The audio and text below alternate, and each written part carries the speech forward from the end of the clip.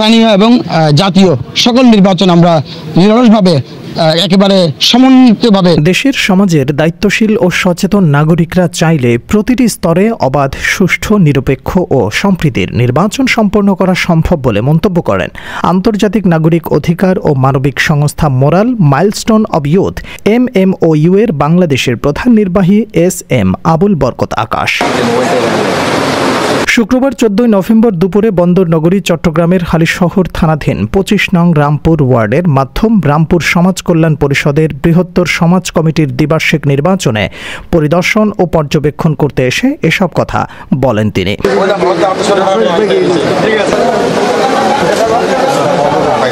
এ সময় তিনি জানান, আমরা আগামী জাতীয় নির্বাচন থেকে শুরু করে দেশের সর্বস্তরের সকল নির্বাচন জবাবদিহিতার আওতায় রেখে পরিদর্শন ও পর্যবেক্ষণ করব। পাশাপাশি নাগরিক অধিকার ও মানবিক সমাজ বিনির্মাণে অগ্রণী ভূমিকা রাখবে MMOU। এই নির্বাচন শুধু রামপুরবাসীর জন্য নয়, চট্টগ্রামবাসীর জন্য, আগামী জাতীয় নির্বাচনের জন্য, আগামী জাতীয় নির্বাচনের সমস্ত পদক্ষেপের জন্য একটি মাইলফলক বলে আমি মনে করি। রাষ্ট্রের সমস্ত দায়িত্বশীল জায়গাকে একটি পর্যায়ে এসে দাঁড় করার জন্য, রাষ্ট্রকে রাষ্ট্রের ভূমিকায় তুলে যাওয়ার জন্য নির্বাচন বলতে যে জবাবদিহিতা আছে, নির্বাচন যে একটি জবাবদিহিতার আওতায় থাকে তার একটি দৃষ্টান্ত এই নির্বাচন হবে।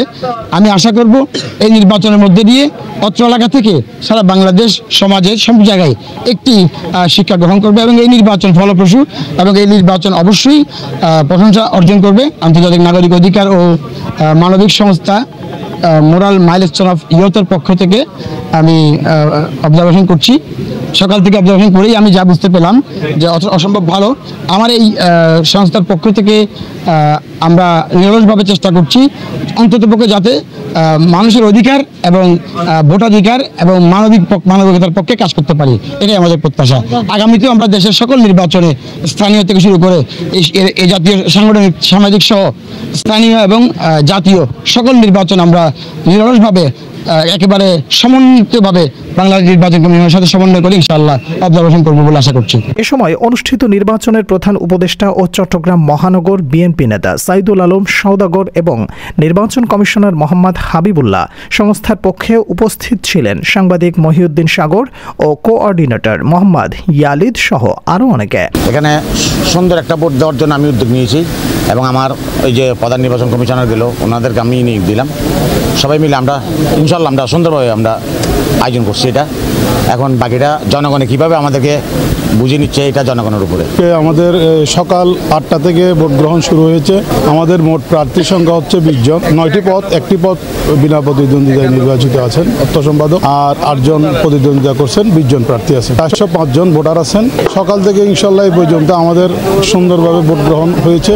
ইতিমধ্যে 350 জন ভোটার আমাদের ভোট দিতে আমাদের ভোট কেন্দ্রে প্রবেশ করেছে। সুষ্ঠু এবং সুন্দর পরিবেশে এবং স্বতঃস্ফূর্তভাবে এই নির্বাচন হচ্ছে, ফলাফলের উপর নির্ভর করে নির্বাচন যে বুথ এখানে দিয়েছেন এই বুথের পরিবেশটা এবং যারা সুশৃঙ্খলভাবে খুব মনোরম পরিবেশে ভোট গ্রহণ করার জন্য কালেকশন করার জন্য এজেন্টরা বসেছেন, এত সুন্দর আয়োজন আসলে আমাকে খুব মনোমুগ্ধ করেছে।